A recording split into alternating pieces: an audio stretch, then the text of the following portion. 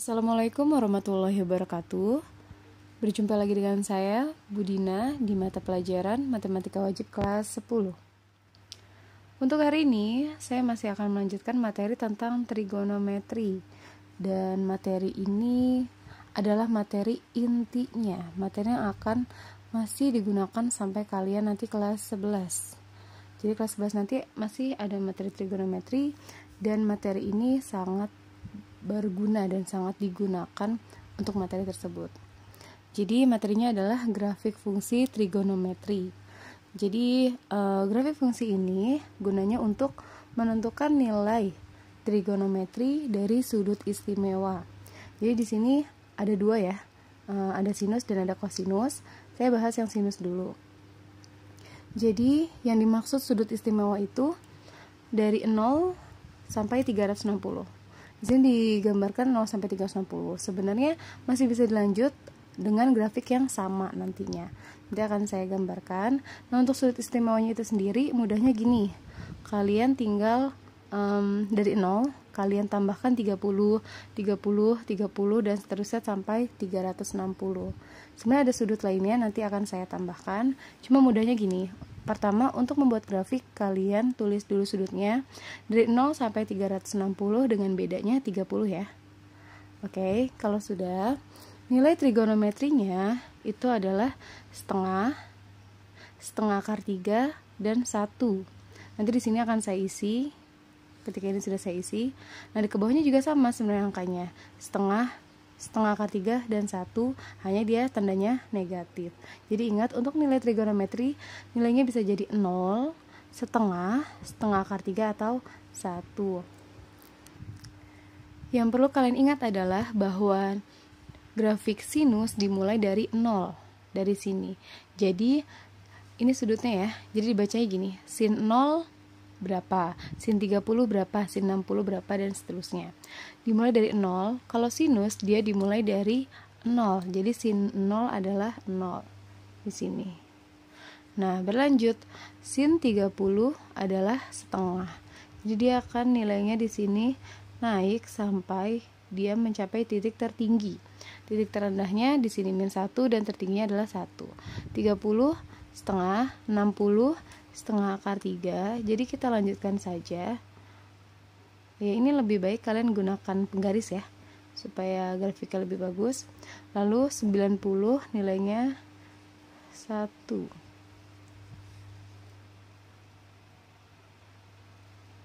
Nah, ketika dia sudah sampai atas, dia akan turun lagi. Ini kan sudah maksimum ya, berarti 120 dia jadinya setengah akar 3. Lalu sin 150 setengah.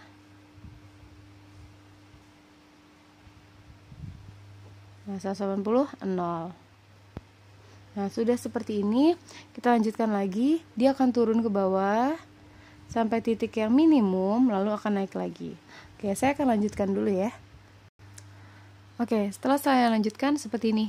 Sudah saya selesaikan sampai 360. Nah, sekarang coba kita hubungkan titik-titik ini. Oke, sebelum dihubungkan titik-titik ini, tadi saya bilang ya, ada sudut lainnya selain yang bedanya 30 ini. Jadi di sini ada sudut 45 derajat.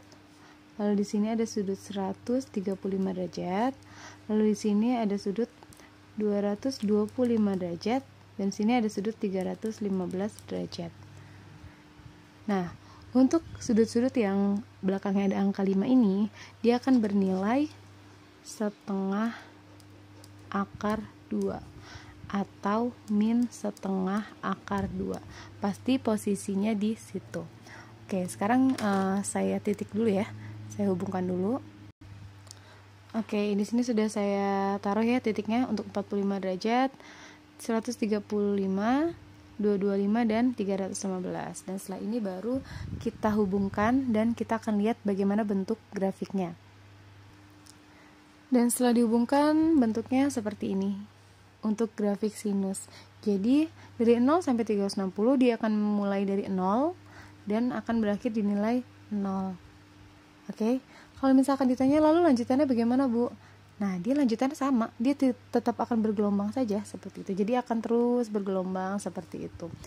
Kalian tinggal tambah aja sudutnya seperti itu ya. Jadi gunanya grafik ini untuk apa? Gunanya adalah untuk menentukan nilai trigonometrinya. Kalau di sini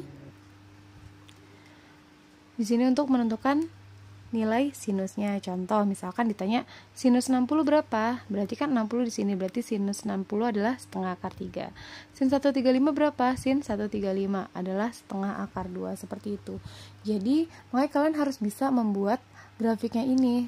Perhatikan detailnya tadi dengan penentuan sudut istimewanya tadi, bagaimana cara membuatnya, lalu nilainya ini.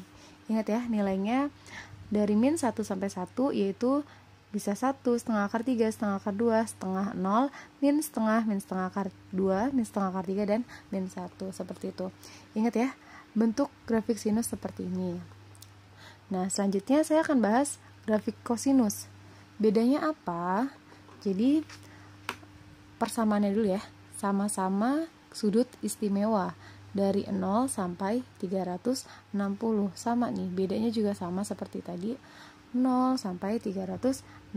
Nilainya pun sama. Nilainya dari min 1 dan 1 sama seperti sinus. Nah, bedanya adalah kalau kosinus nilainya dimulai dari angka 1. Jadi untuk kosinus dia sini 0 ya. Cos 0 nilainya adalah 1. Nah, mulainya dari sini. Lalu dilanjut, kalau 30 dia nilainya setengah akar 3, 45, dan nilainya tetap sama ya. Pokoknya kalau sudut yang belakangnya 5, dia pasti nilainya setengah akar 2. 45 yang belakangnya 55, dia pasti setengah akar 2 atau min setengah akar 2. Lalu 60, setengah, dan 90, 0. Nah, sama kita lanjut lagi untuk yang lain ya. Akan saya teruskan. Oke, sudah saya selesaikan untuk nilai kosinusnya, dan sekarang akan saya hubungkan ya menjadi sebuah garis, dan kita lihat perbedaannya dengan si grafik sinus. Oke, sudah saya hubungkan, dan inilah bentuk dari grafik kosinus. Kalian bisa lihat ya, untuk sinus gelombangnya seperti ini, dan untuk sinus adalah seperti ini. Bisa dilanjut juga, dia akan terus bergelombang. Hanya bedanya permulaannya aja, sinus dari 0, kalau kosinus dari 1, seperti itu. Ingat ya, kalian harus bisa membuat grafik sinus dan kosinus ini, dan jangan sampai kebalik. Gunanya untuk apa? Untuk bisa menentukan nilai trigonometrinya, minimal dari sudut 0 sampai 360. Dan kalian ingat juga, sudut itu nggak sampai 360 saja, tapi bisa dilanjut seterusnya. Hanya tinggal kalian lanjutkan saja bentuknya, seperti itu ya. Jadi diingat lagi pembuatannya, kalian harus tahu sudut istimewanya dan juga tahu nilai trigonometrinya. Oke, tadi kita sudah membuat grafik fungsinya. Nah, supaya lebih mudah melihatnya, sekarang kita masukkan dalam sebuah tabel. Tabel nilai trigonometri dari sudut istimewa. Tinggal kita salin saja dari sini. Pertama sinus dulu ya. Berarti kan sinus 0, nilainya 0, sin 30, setengah, sin 45, setengah akar 2, sin 60, setengah akar 3, sin 90, 1. Oke, seterusnya kalian lanjutkan ya, hanya tinggal melihat dari tabel. Nah, untuk kosinus juga sama, kita lihat dari tabelnya. Oke, mulai dari cos 0, berarti mulainya dari 1, cos 30, sini ya, setengah akar 3, lalu sin 45, setengah akar 2, lalu sin 60, setengah, dan sin 90 adalah 0. Oke, jadi penggunaan tabel ini adalah untuk memudahkan kalian nantinya untuk melihat nilai sin ini berapa ya, nilai cos sudut ini berapa ya, seperti itu. Jadi kalian lanjutkan ya sampai 360 untuk nilai sin dan cosnya. Kita sudah membahas untuk nilai sin dan cos. Lalu bagaimana dengan tan? Untuk tangan. Jadi untuk tangan itu dia nilainya sebenarnya seperti ini. Jadi di sini saya hanya tulis dari 0 sampai 90. Kenapa? Karena seterusnya dia akan berulang dengan angka 0, 1/3, akar 3, 1, akar 3, dan tidak terdefinisi. Kalau misalkan kalian sulit untuk menghafalkannya, walaupun hanya 5 nilai ini, kalian bisa menggunakan rumus.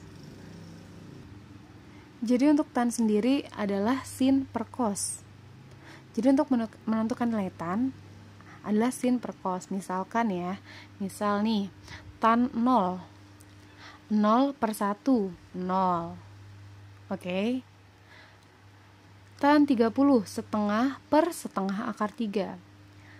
Dirasionalkan jadi 1/3 akar 3.